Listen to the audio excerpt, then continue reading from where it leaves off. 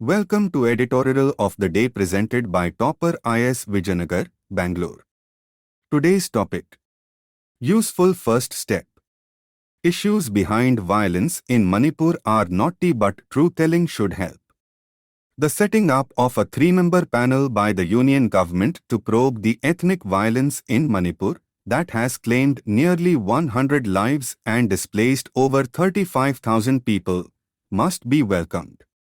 Its terms of reference are clear: an inquiry into the causes and the spread of the violence and whether there was any dereliction of duty by the authorities. This has the potential to set a process of truth-telling in motion that could nudge the possibility of reconciliation between the wounded ethnic communities. Riots and ethnic violence in particular rarely occur without driving forces. The fact that this occurred in Manipur with the help of looted weapons from police armories only underlines this. Affixing responsibility for the violent actions to key actors and holding them accountable are the first steps in building trust in those responsible for governance. That arson and violence continue in the state even after the Union Home Minister visited affected areas and only 18% of the looted weapons returned to the armories suggest that distrust among the two ethnic communities, the Meiteis and Kukis, remains intact, besides indicating the inability of the state government to act as a catalyst for a return to lasting peace.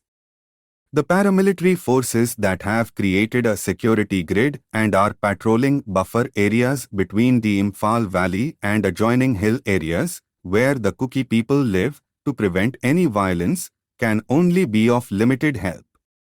The political representatives of the two communities, MLAs in particular who share party affiliations but differ in their ethnicities, must act as the bearers of peace and reconciliation. The underlying differences between the groups require a longer political dialogue and rumination, as they are not easy to solve. Many among the Kukis and the Nagas claim that the demand for scheduled tribe status for Meiteis opposed by a section among them is unjustified, while Meitei sections resent the benefits of affirmative action for hill tribes. The Meiteis also have the grievance that they lack the explicit privilege of owning land in hill areas, unlike the rights that anyone can have in the Imphal Valley. Historical patterns of land ownership and dwelling by the Kukis have also made them susceptible to claims that they have encroached on reserved forests, and the steps taken by the government to clear such areas have created an impression of siege mentality among them. A process of reconciliation cannot succeed unless these knotty issues are tackled. For this to happen, representatives of these communities must rise above their narrow sectarianism and look for constitutional solutions.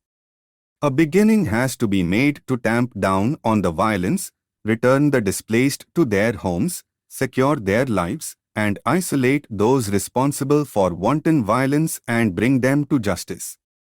Thus, much depends on the Commission's work in this regard. Are you preparing UPSC KPSC? Then this is a golden opportunity for you. Topper IS chapter-wise test series is offered at a low cost of just 51 rupees. Only first 100 students will get chance. Every day 1 rupee is higher.